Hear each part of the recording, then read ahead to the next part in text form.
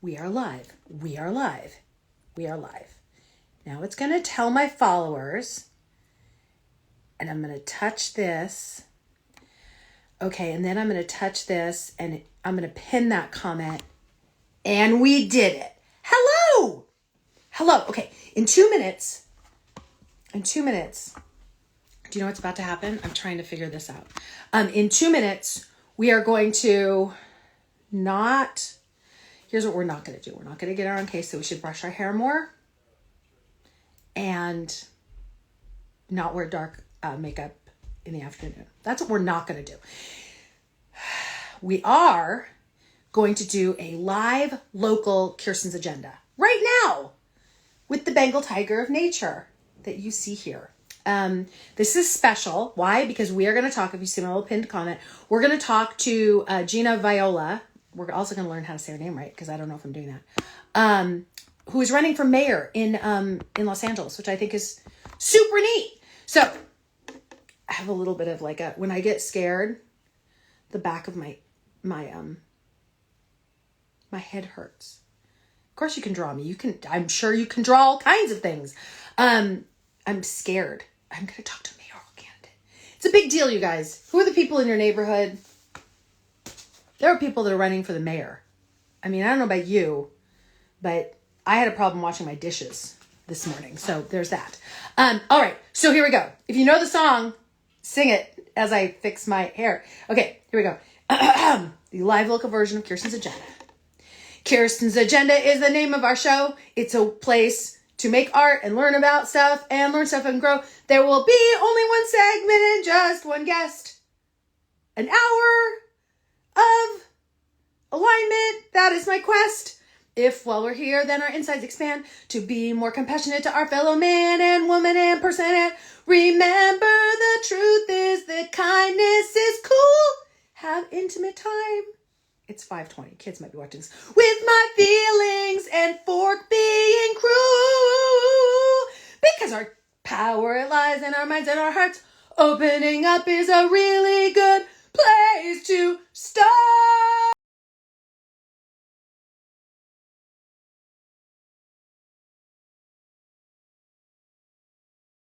In a second, we're going to say, in a second, Gina, if you're here, you're going to have to tell me you're here. Oh, wait, I got to look over here in who's requested to be here. Gina, are you here, Gina? Are you here? Y'all, I see all your sweet comments. I just cannot think about the important things that we're doing. Hello to all of you. I'm not going to say our names because then we have to, right? Okay. So, let's see. There's a request. Oh, wait. No, that's a request. Let's see if Gina's... Oh, there she is! Guys, we're doing it. We're doing it. The tiger's here, and we're here. And Gina's going to be here in a second. It's very exciting. Gina's here. Hi, Gina. Hi. Gina.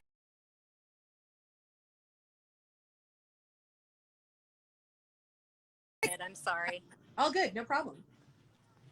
Gina is here, you guys. Gina is running for mayor. It is Gina Viola. Am I saying your last name correctly? You Gina are. Thank you. Running for mayor. We're going to start off. Everybody that's here that's like, wait a minute, I'm not from LA. I bet you know somebody that's from LA.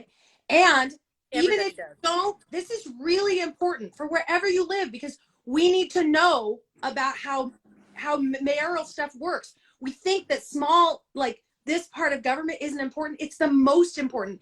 This is where we learn good lessons and we build from that so that our bigger community of the world is stronger. So I'm going to ask you some dumb questions. I'm calling themselves that because some of the answers I do not know. Okay. And I'm going to ask you some smarty pants questions that I asked other friends to give me because they're smarter than me. But I like the questions. One of the people I asked was my friend Celeste Pewter, who knows a lot of stuff, and I agreed with the questions, so I'm going to pass them on to you. We're going to start real small. Gina, you're running for mayor of Los Angeles. Explain to me who needs to pay attention to this, because if you live in what part of LA and what election is upcoming that you are about to be in? Talk about that first, please. Sure. So thank you so much, first off, for having me on. I really appreciate the opportunity to introduce myself to you, introduce myself to your followers.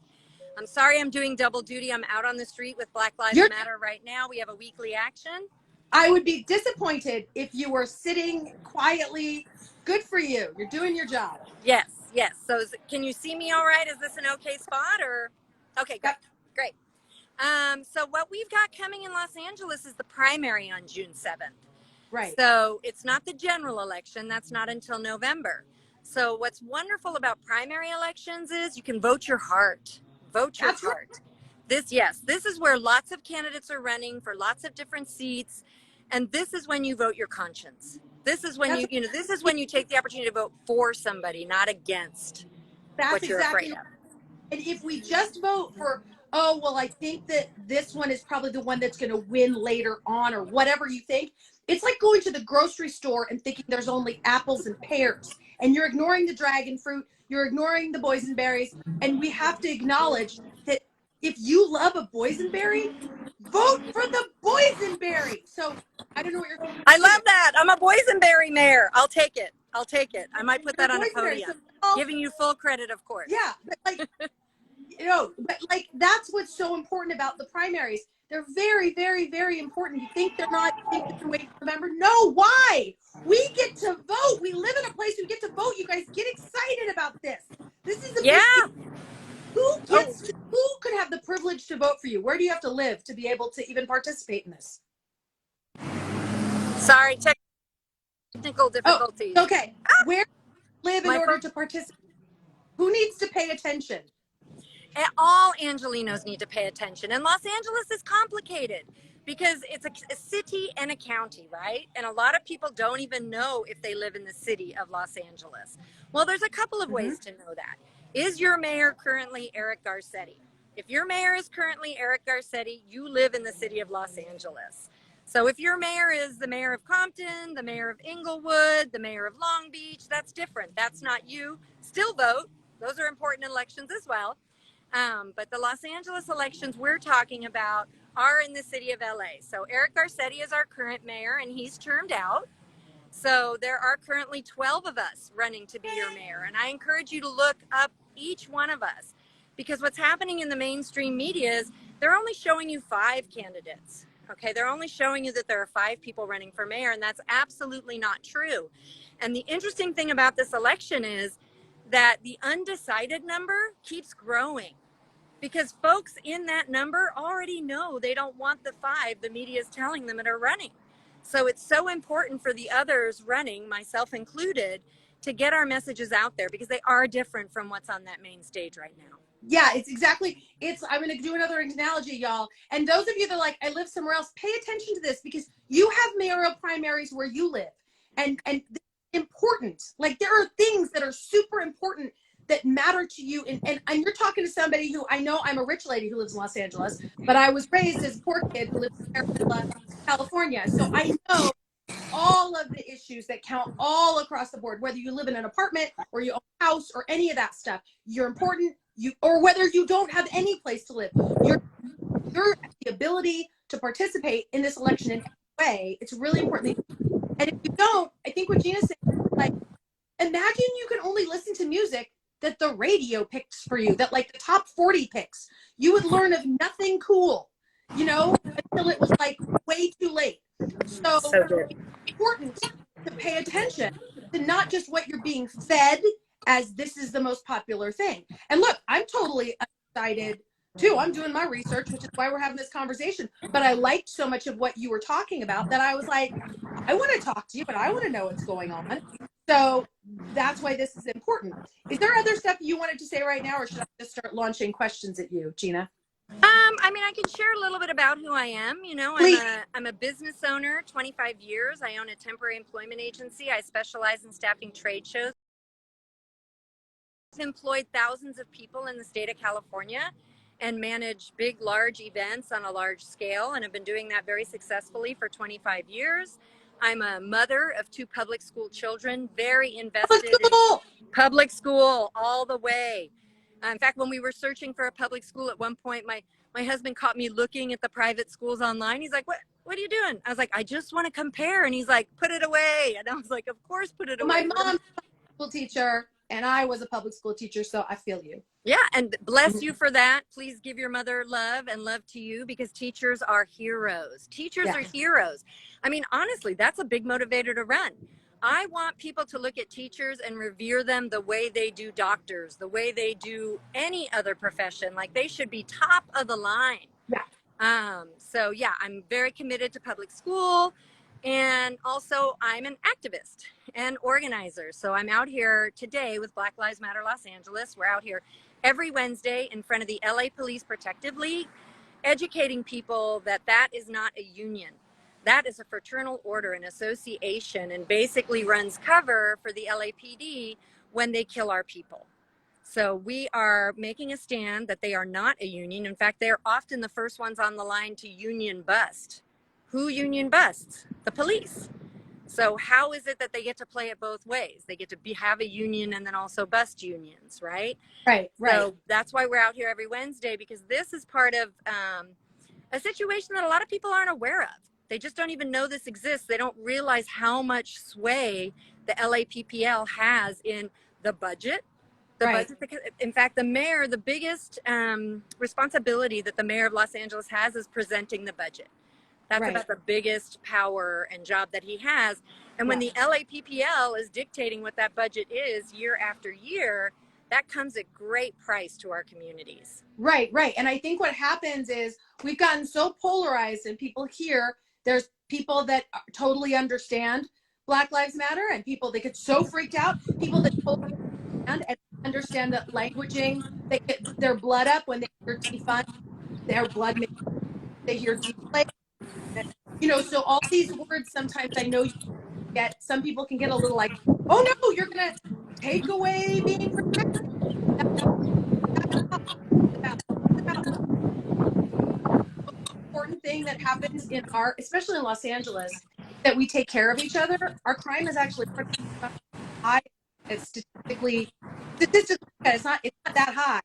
And what we need to do is make sure we take care of each other. So I think a lot of the mindset about that is to deflate some of the police budget so we have more money to help. So we would have like healthcare.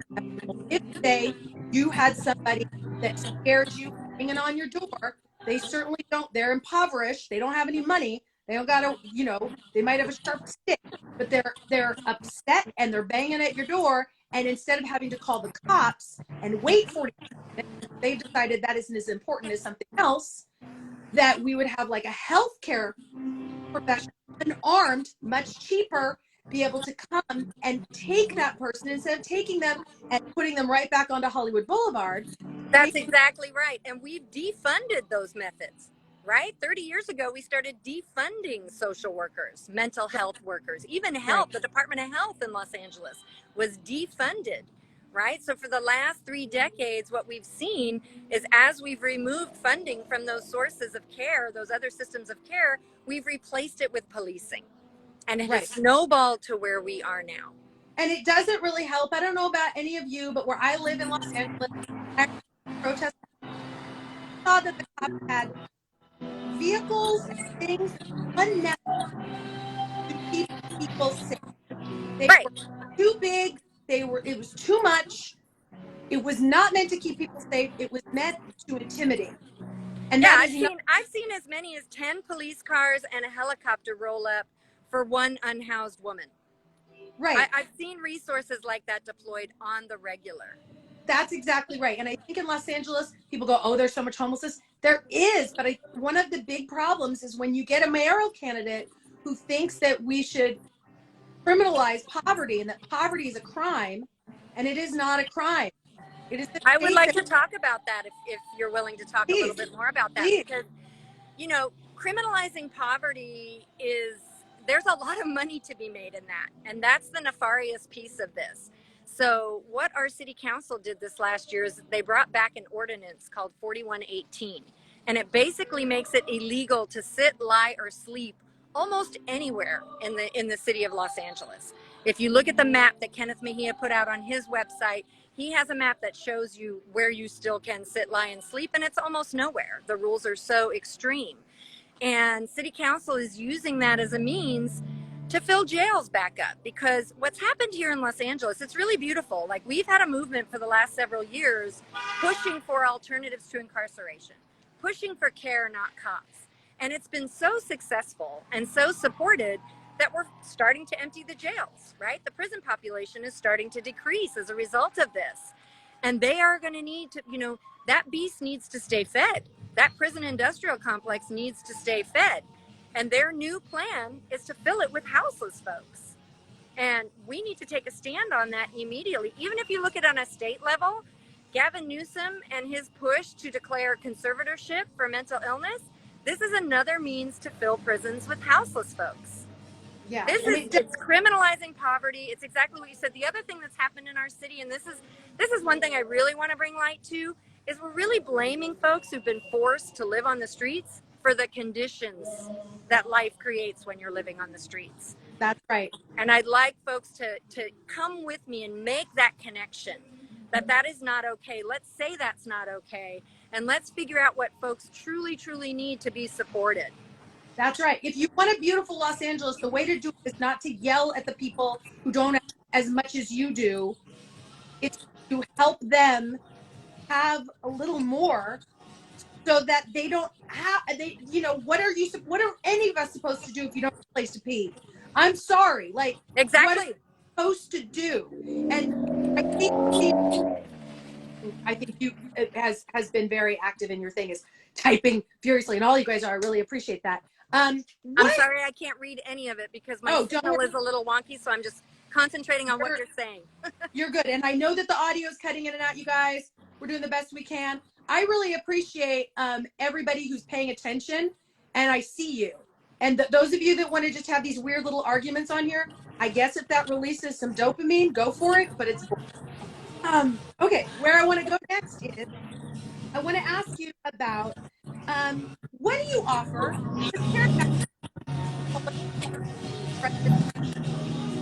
What do you offer that is different? What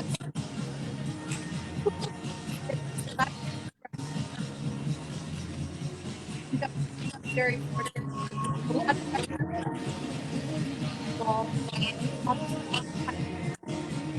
you offer. Let's keep her getting. Okay. I'm sorry. Can you hear me? Because I could barely hear you. And I think you asked me what I offer that's different from Karen Bass. That's like right. How I differ in her platform. Yeah. I'm very different because I'm not a politician, right? I'm an activist. I'm an organizer. I'm running completely outside the party system. I'm not running as a Democrat. I'm not running as a Republican. I'm running no party preference. So I'm not beholden to any of the Democratic clubs, the DNC machine as it is.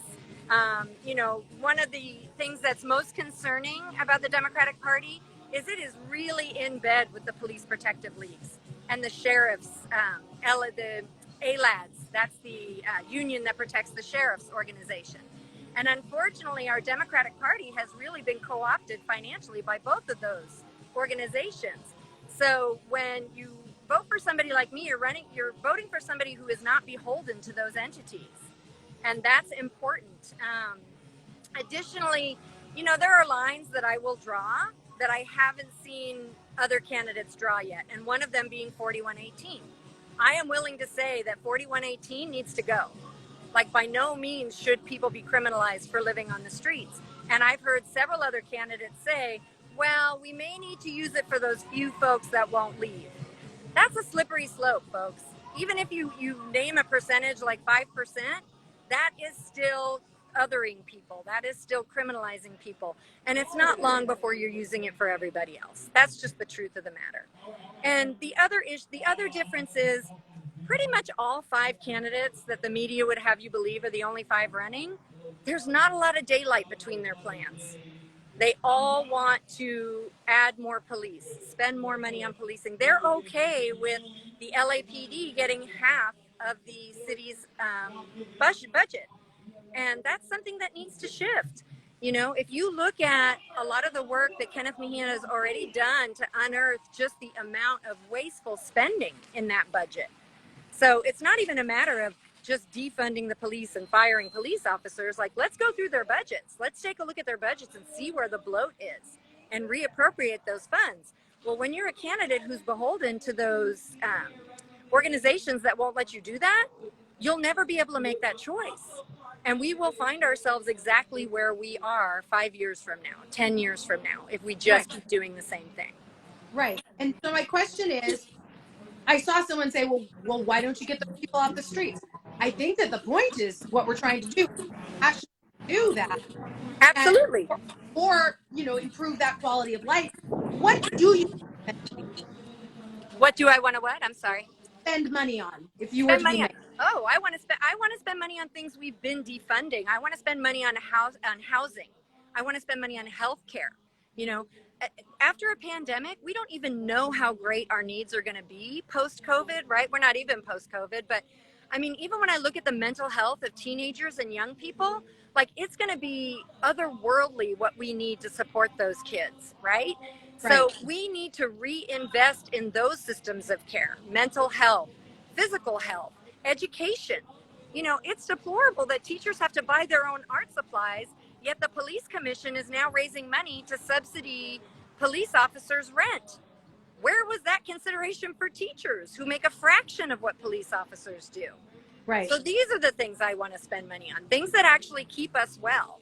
You know, now another climate, right? Climate, exactly. Oh These my are gosh, you know, there's the drinking water in Watts. 86% of the drinking water in Watts has lead in it. How can that be in the wealthiest city, in the wealthiest county, in the wealthiest state in the world? Like, that's unacceptable. We need to make changes on that right away. I'm sorry, you're trying to say something. No. I'm so glad you're bringing this up. You bring up two different points. Because one of my friend, Celeste Pewter, who's such a genius, who is so on things, I was like, what, you know, the situation thing in Watts, or the situation in Carson, where they have this horrible smell there because they have water to run through the city, right? We're going to tick, tick, tick up. Twofold question. What are you going to do? How do you handle these? And how do you handle the fact that, you know, people are saying we're about to so what steps can you take as a have the money and also take care of our money? So we have the money. You know, budgets are a moral document. And if you decide that the smell in Carson is because Carson is unhealthy, it's unhealthy to drink the water and unhealthy for the air to breathe, you put money towards that, right? If we adopt a Green New Deal Los Angeles, not only does that work to fix the issues we're having in Carson, it employs people. It creates good jobs for people living right in Carson. You know, so that's, you know, that's the first part of that equation. And then the recession you talk about, what I worry is there's so much fear mongering that goes on about what's coming next. There is not a scarcity issue. It's how we're allocating things. Again, we live in the wealthiest city, in the wealthiest county, in the wealthiest state, in the wealthiest country. What we have is an allocation problem, not a resource problem. So the more folks you elect like me who are willing to make hard choices about things like, we're not going to give the police half of our budget anymore. We're going to invest back in our community's health. We're going to make that the priority. You're going to see changes. You're not going to see recession. You're going to see people in your own city put back to work. You know, another piece of my platform is raising the minimum wage substantially, which I know scares a lot of people. But it's part and parcel to, like, this push for universal basic income. You know, we could subsidy some of this until it, you know, we step it in slowly over time. But, you know, the big organizations, the big corporations, they can afford to pay $39 an hour. That's the dirty little secret. That's not gonna bankrupt them, not to any degree. And frankly, they're gonna have much happier, much more productive, much healthier workers as a result of it. It's a win-win for all of us. Yeah, I agree. I so agree with you. Also, you guys, I see all this that the audio is weird. I don't know what to tell you. The fact that we get to talk together at the same time is a minor miracle. So I keep moving around because I think it's my signal, because I keep trying to find a quiet corner, but maybe if I I so think sorry. we're getting the gist. No, you're great. Okay. And I agree with you. And the thing is, you guys, we live in LA. If you want to live in some other state where they don't do cool stuff, like take care of the people who live in the state, those places aren't LA. Like LA is so cool because we have the potential and we have people like Gina, like I'm sure a lot of you guys that care about making our city a place that is, you know, like I'm sorry, I'm just gonna say it, Happy. like Sesame Street, that where Yes. everyone gets to be here and we take care of each other and we're all in the neighborhood. And it's not about, you want to live in a place where everybody's just all the rich people. It's so boring, right? It's so boring. So It's boring. so boring. I mean, I hope those 8 people really like each other because there's going to be nobody left. Exactly. Like, I don't know who's going to do all their cooking and cleaning and how friendly and happy are those folks showing up for them these days? I'm telling you. I said this earlier this week and I'll say it again. We may not know it, but we feel it. We are not well as a city anymore. We are not healthy. We are not whole. Oh my God. We live in LA. Okay, I'm so ridiculous. Let me try and find another quiet place. He's doing it good. Here, you I just fell off the curb. You're doing it. This is live. As you can tell. This is mayor stuff. Hi, friend. Get off. We don't need you. We got 141 people who are listening. So, what are you? In the background. Jawan wants to say hi. Hello. Say hi, Jawan. Hi, Thanks, Jawan. Jawan. So, I'll show you the action. Because I also want to show your viewers like what Black Lives Matter is about, because it is such a movement rooted in love and beauty, and I don't think folks understand that, right? When folks talk about it being violent or, you know, the bad rap the police give us, I mean, look, we have food, we have kids, we have art, we have sweatshirts for sale. It's really, there's political education going on right now. Come down here every Wednesday, 4 to 6. We're here at 1312 8th Street. 1312 8th Street. What's the cross there? It's 8th and Columbia. 8th and Columbia Right outside the ACLU building. By the ACLU building. And it's true, because I think that things like that get demonized because people get scared of what they don't know. And it's important. I think it's people get really scared. They hear Black Lives Matter and oh, you hate policemen. It's very different. To quote Tracy McMillan Cotton, an institution of the people who have made choices to be to work in law enforcement,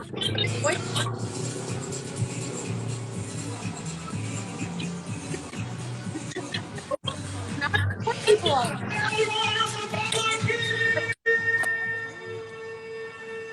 So cool that you guys. These are all the folks from White People for Black Lives that keep the action safe. Sorry, Kirsten, I'm having such a hard time hearing you. I really okay. Can we set another date where I can be in a more quiet spot? We sure can. We did this and we can do it on another day. You can go, you can stay, or answer questions. Are they going to be in the chat so I can read them, or put yourself on mute? Put myself on mute. Okay. I'm sure there's a way I know how to do that. Hold on. There's a microphone. Oh, somebody's telling me to go get my card. I'll do that. Hold on. Okay. This is exciting. You guys can one question. And I just saw Melina's being interviewed, and I just went right through her interview. Whoops. All right, let's see. Go live. Look at that. Folks, thank you so much for your patience. Kirsten, thank you so much for your patience on all this.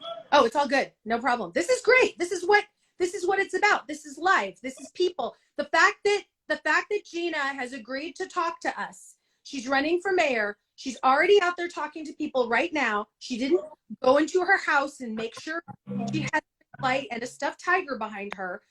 That's She's the who should be running for office, not me. Be asking the question. How are you going to build your team? Because you're real new. And look, I agree with you about the problems of Karen Bass being like a what is that called? What do you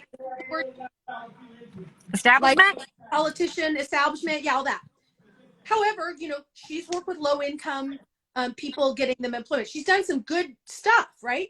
All of these, we always have to be careful not to, and I'm not saying you're doing this, but I want to be clear, you guys, I'm not into demonizing the other. I'm sure Rick Caruso's done some good things. I'm sure all these people have done some great things. It's just idealistically, I'm sure he loves his children, his pet cats and whatever. But like, the thing is that like, it's the actions that the person's going to do, but also because you're so new, right? You know, somebody that into a very office that I did not like they were things, and they were like all new stuff. He was the guy who was in the White House, and I didn't agree with a lot of his ideas. Can you hear me, Gina? Yes, I can. I just got told to shut my windows. And it's 1,000 degrees right now in Los Angeles, you guys. So poor Gina. Okay. Can you hear me? Because I can just hear me now. Patience is everything. I'm like grateful how indulgent you've been. I'm so sorry. Are you kidding? Shut my windows. Thank you, Erica. That was a terrible advice. I'm a theater actress. We're like doing a play. Oh, okay, good. I'll think of it that way. Okay. So here's the question. Who are you bringing in to support you, since you would be so new at the job? And as we know, there was someone else who was working in the White House who was fresh at the job and brought in a bunch of people, and no one knew what was going on. So what are you going to do? So I've been working in coalition spaces for years and years and years with orgs across the city who've actually been doing the city's job. And I would bring those folks in and with me. Not only are they trusted, known entities, they literally are out doing the city's job.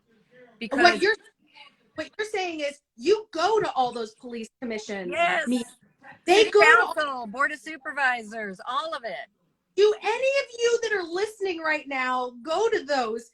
They go to them, so they know all the inner workings. So you're saying you would bring people that have already been in the mix. Yep. Not only in the mix, not trying to hold city council accountable, but you know what happened during pandemic is a bunch of us got together and just decided to start doing the city's job. I mean, these mutual aid organizations are out there kicking ass every day. I mean, K-Town for All, LA Can, People City Council, Ground Game. I mean, a bunch of us, Street Watch, a bunch of us sprung into action and literally started doing the city's job. Part of what I would say when I would call into city council was, you need to start funding these orgs because you folks aren't doing it. They're all working from home, barely taking phone calls anymore, and we're out on the street doing the job. Yeah. I mean, you guys, I hear what you are saying, and I think without organizations like that, Los Angeles would have. We all know, without the grassroots that happened in Los Angeles, period, so many people would have suffered. Whether it was, you know, so many people, and so that and like we all kind of learned, you know, what it's like living in the Thunderdome during that pandemic time. I want to, now that you're in a quiet space, be able to talk about other things. If I see some sort of very cool, here's the thing, you guys, these elections are coming up. They are on June the 7th.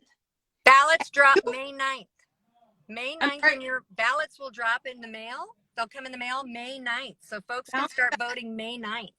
Right. So that is something that you can do. The first thing you can do is obviously to vote. And you can vote with your heart. So if you say, oh, I really like Gina, but I want to make sure so-and-so doesn't win, so I don't want to split up the vote, that's not what's going to happen because this is the primary. That's right. So safe. And you know what's really important? Even if Gina, look, if you win, how awesome is that? If she gets a lot of attention, it lets people know how important this is to us. And it is very, very important.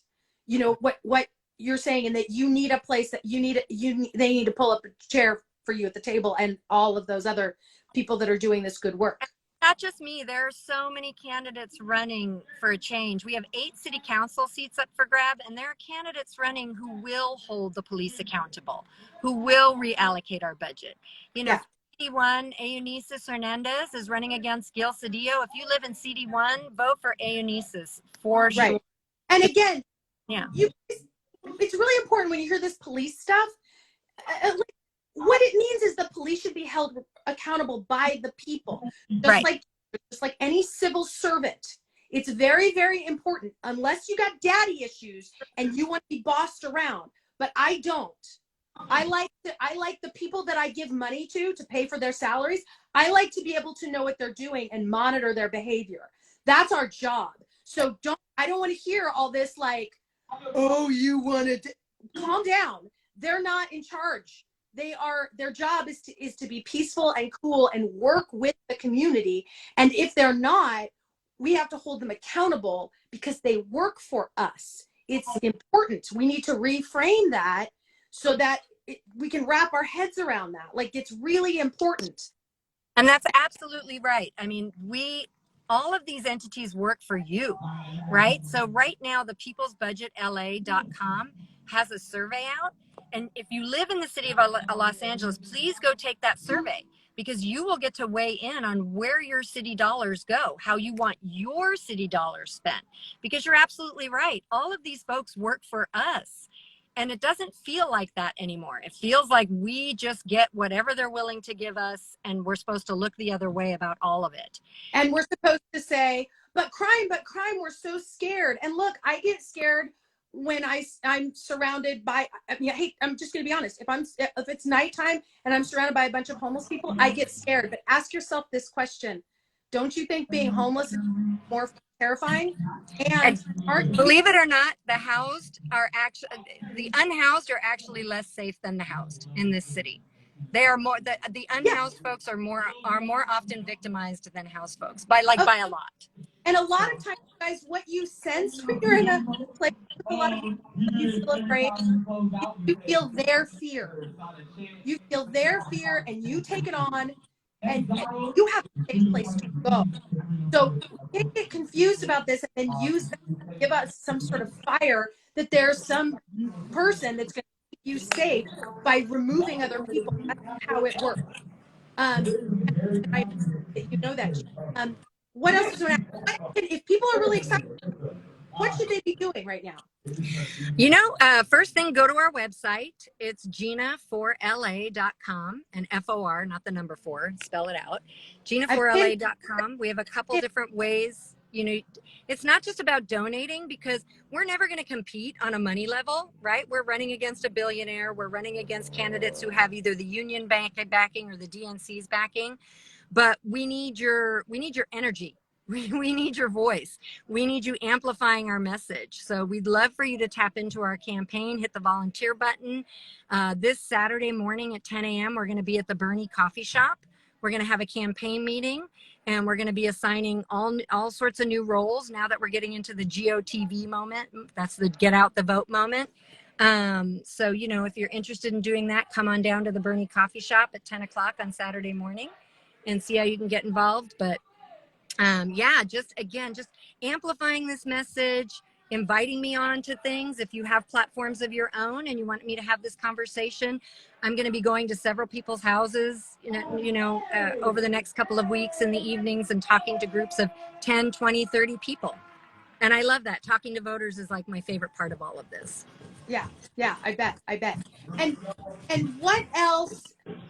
I'm going to use our next, what we have like 20 minutes. People are asking help with the youth.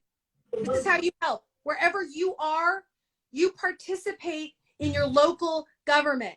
And I need to remind myself again and again and again, because we forget, we drop the ball, we get caught up in life, and we think it runs itself. It doesn't. And God bless all the community organizers and people like Gina that are actually on the ground doing it. So you learn about where you're from and you get involved there. That's how you help.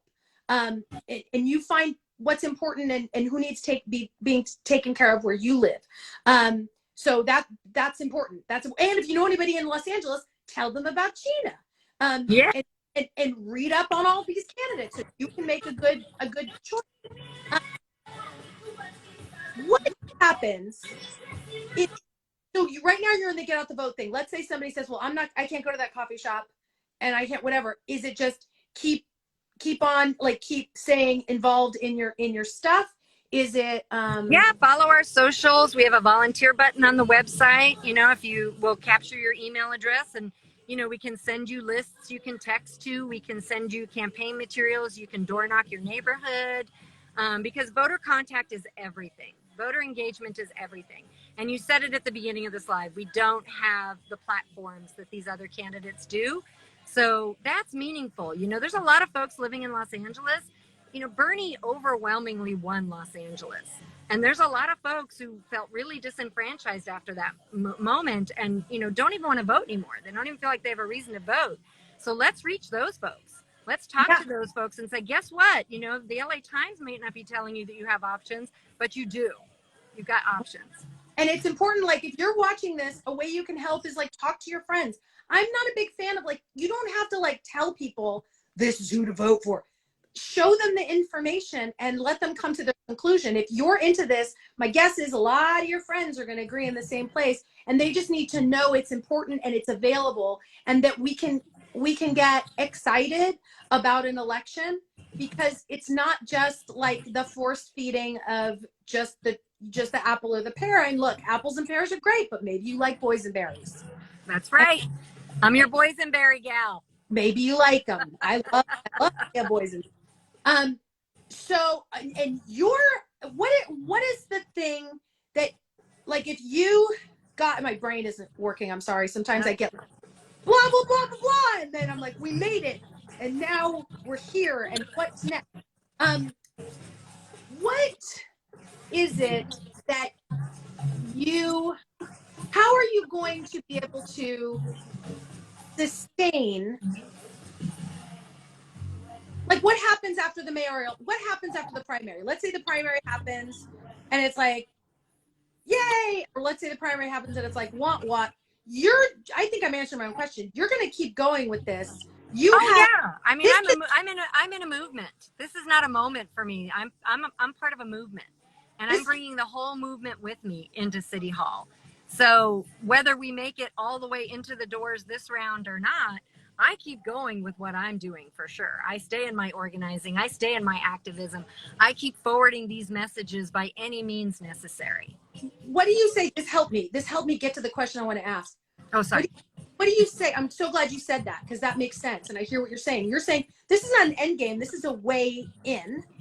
And we always try to get to the best ways in, because there's a lot of bureaucracy to get through sometimes. It's so great to have someone who understands and cares about things like the education of children and our environment and stuff like that, to get in.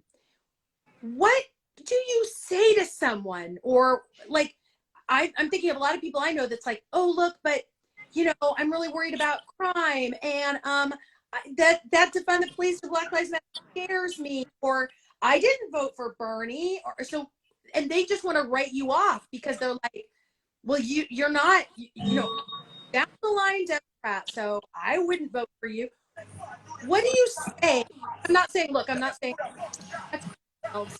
So but I think sometimes people come into things sort of like, it scares me, so I'm just going to go because they're so afraid. They love change. They want the progress, but the big change is terrifying. And the fear that sometimes people go, well, if you don't pick, you know, what do you say to people that I do want to take care of my kids, and I also safety. Also, I'm afraid you're going to make me pay a lot of taxes. I'd say healthy resourced communities are safe communities. So again, I'm going back to the more budgets are a moral document. We don't need to raise taxes. We have the money. It's how we choose to allocate it. And I'm telling you that when you're in a community that is full of resources, full of parks, full of after-school programs, healthcare providers on every corner, healthy food, clean air, clean drinking water, you feel safe. You don't see a lot of police. You don't need them because people are out and about enjoying their community, enjoying their environment. And we can do that for all four corners of Los Angeles. And we need that because there's a lot of people that live hand to mouth. There's a lot of people that are just barely making rent. And I know that it seems like so pointless. You know, I know that when I was in that hand to mouth kind of, politics seems so pointless. Yeah. But if we get someone in office that made everybody's quality of life better, that means that you do have good places, good spaces to be in. That would be great for all of us. Is there a location? Is there a mayor? Is there any sort of aspirational place you're like, this is what I look for inspiration? This is what I imagine Los Angeles could be. People, like what spot in Los Angeles I imagine the whole city looking like? That's a good jump off. Sure, yes. How about like LACMA with the sea? I mean, like, you know, just, you know, that courtyard at LACMA that's green and beautiful. Especially I'm thinking about like Friday Night Jazz there, where the whole community's out and on the lawn. Like I picture boulevards that are, you know, lined with trees and, you know, some streets with no more cars on them. Because you guys, if we added more trees and took away some of the pavement, which I know is something we've been saying we're going to do, it would make it cooler. So, streets for all. Look at that one I signed. Physically cooler and also cooler. Is there a place out in the world? I mean, I love Los Angeles. I love Los Angeles. All of its problems, I embrace it. I love it. Are there places or other mayors or stuff like that where you're like, look, they're doing it over here. It can be done. I mean, Santa Monica, look at Santa Monica, what Santa Monica's done. I mean, that city has taken great strides to make it self-sustainable. You know, it's reinvested in more green space. I mean, not that it was at any shortage of green space like Los Angeles is, but Santa Monica's taking great strides. Culver City, you know, in the midst of the pandemic, took away lanes of traffic and turned them into restaurants. But let's hope that they keep that.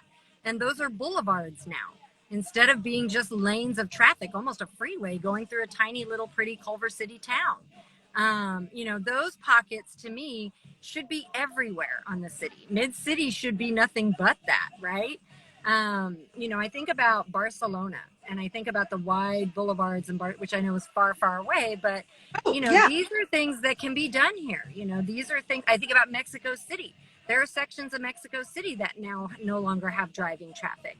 And even, I haven't been there since it's been like this, but I know there's areas inside Paris that have no more car traffic, and like nature is healing itself.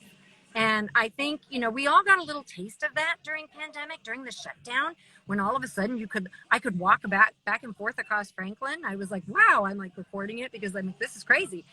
But like nature healing itself, hearing the birds chirp and the animals, and like, it just felt good. It felt like I was almost like, I wish there were no more cars in LA. I know. I remember that bird song and this is the thing, you guys, when you hear defund the police, and if you got all up in arms about it, they're words. You can say deflate. You can say, if I said defund public school, none of us would like it. Or defund, you know. But we do that all the time. Exactly. We defund public education. We defund mental health. That's you know, right. that if you don't like that word, that's fine. Deflate is great. I think I used deflate on Madeline Brand earlier this week. I don't know where it came out of my mouth, but I was like, you did.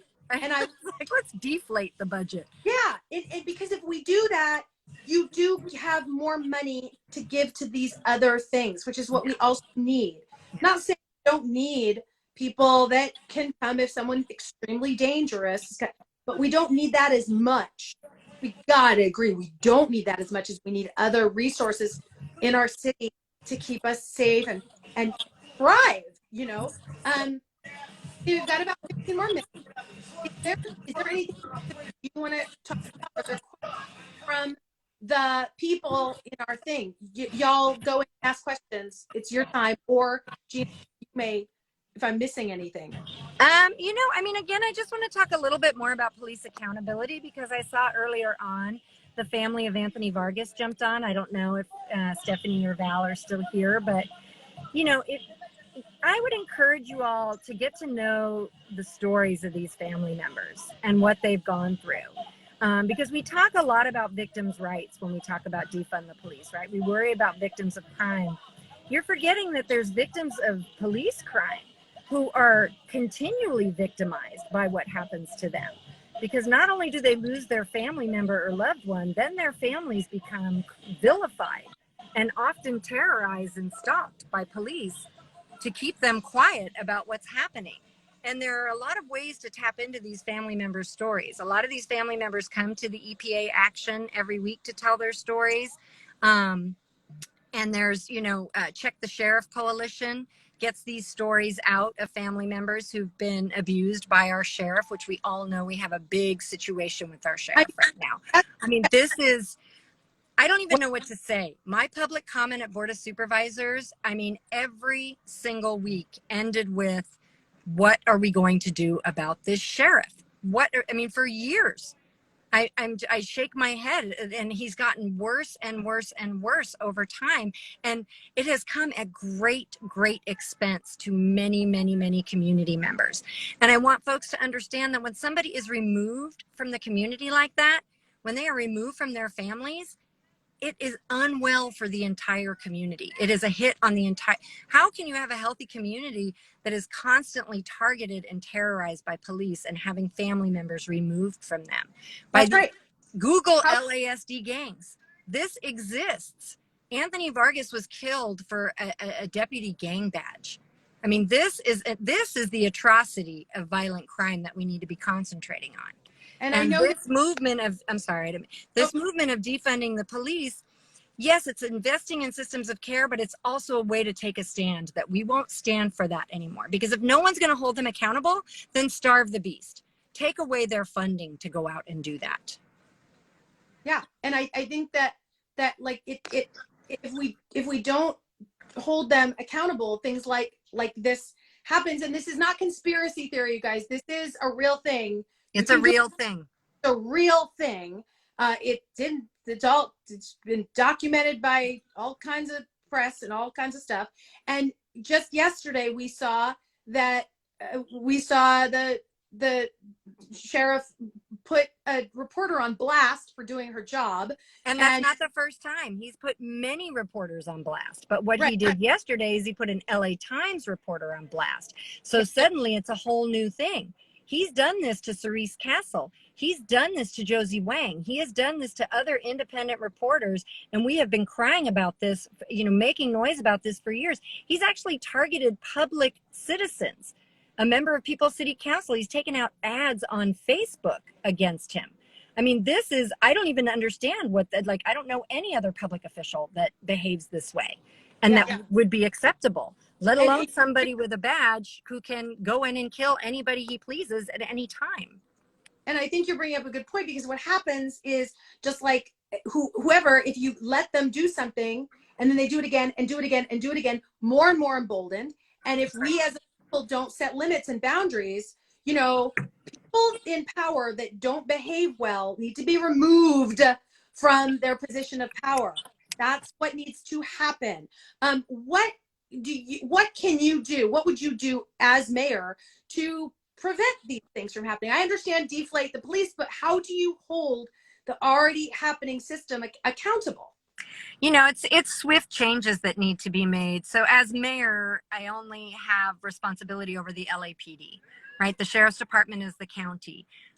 Of course, the mayor does work with the Board of Supervisors on the Metro Board and other things. So there's opportunities to use the bully pulpit, if you will, to, make my voice and feelings known about the sheriff.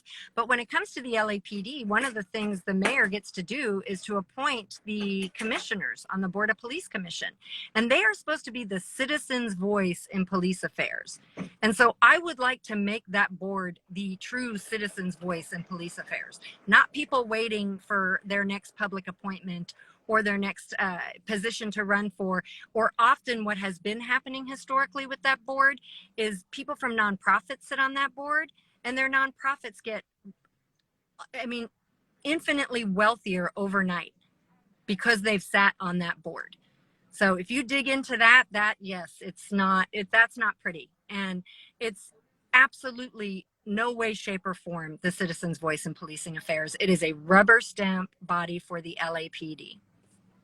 Yeah. So that sounds like a wonderful idea. You bring a commission that will be specifically designed to watch over them. What do you say about a group of people? We have 8 more minutes. Are you still comfortable in your car? Are you going to be okay? Yeah, I mean, can you see me? Because my screen's I gone dark, but I can see you. oh, you can. Okay, good. Yeah, I can see you. So there's a lot of aggression and a lot of unwillingness, almost like it's a separate entity, right? Like the cops are like a separate entity from the community almost.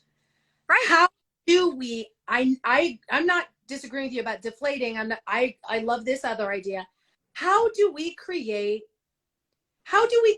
connection? How do we let all of these disparate views exist? In your opinion, what's the best way to work together?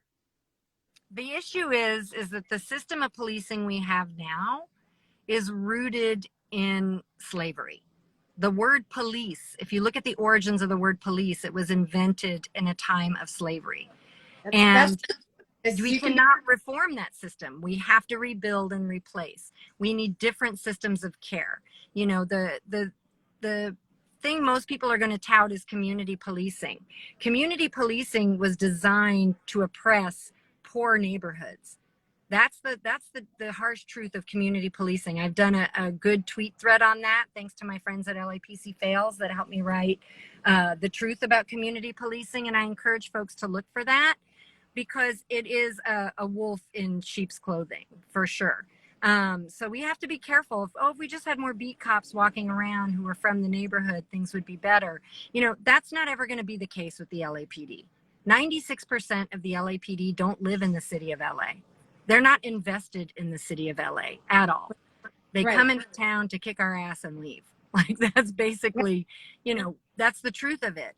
So what needs to happen is, again, incrementally over time, we're not going to tear down the police department overnight. That's not going to happen.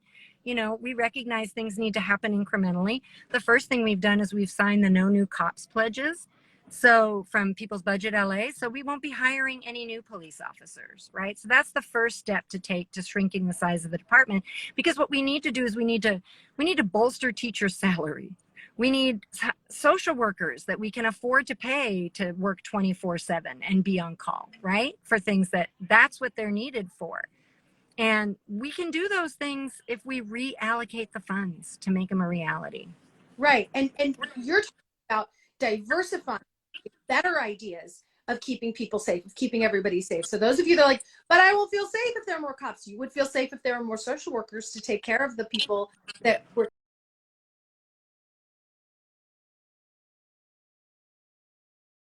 not sure. Okay. Homeless, what do you do about the homeless? What is your idea about housing homeless? So this is another dirty little secret. We have relied in this country on a public-private partnership for the last 3 decades to deal with affordable housing and low-income housing, and that has not worked. What we have done is essentially funneled all of our private tax dollars to the private sector to get wealthy. And as a result, there has not been a unit of public housing built since 1995. True public housing. So the first thing I would do is amass a war chest, combining all of the funding streams, because the monies coming into Los Angeles for this issue are immense. It is not a funding issue. So we need to take the city money,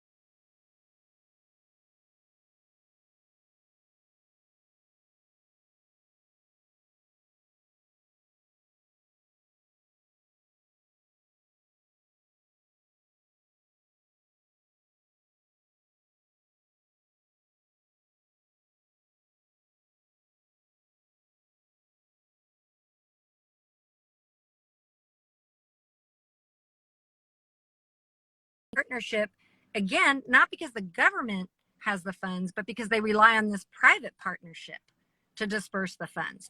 If you look at what happens when an affordable project is greenlit, they have like 3 different funding streams they need to go to, right? They need to get some money from the county, they need to get some money from the state, from the feds. Oftentimes the project falls apart before they can finish the financing on it. And that's just ridiculous. And that's the private sector, again, deciding how they're going to use the public dollars to build this affordable housing. We need to break that cycle. Yeah. Yeah.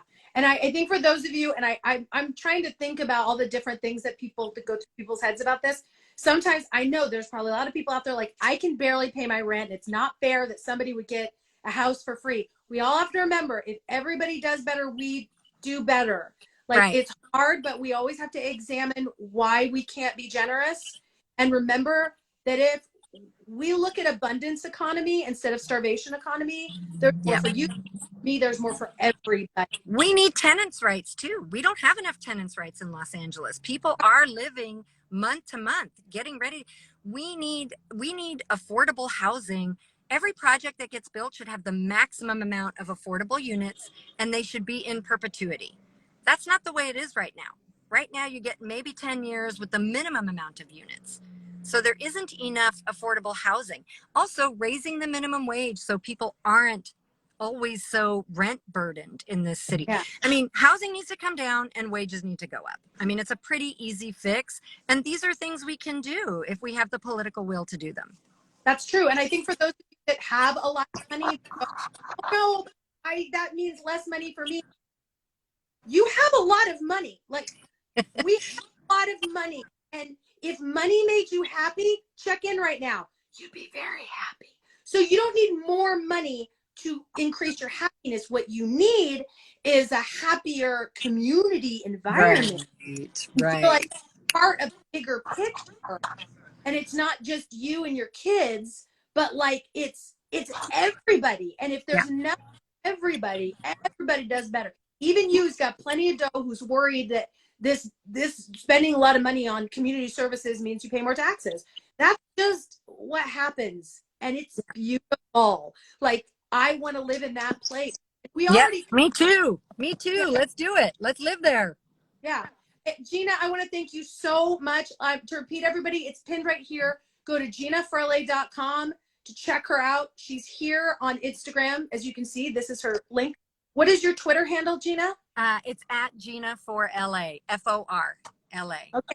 I'm so grateful for this time. I hope we get to do this again. I feel like I could have gone hours longer. I'm so sorry for the strange circumstances. Oh, we're great. We'll figure it out again. Thank you, everybody, for coming. Go check out Gina. I think that she's got all of the ideas that I enjoy. Vote your heart in the primary. Don't forget the primaries when you vote for who you want, what you want. Pick a boysenberry. Pick the boysenberry. Let's do it. Bye, Gina. Bye. Thank you. Bye. Bye, everybody.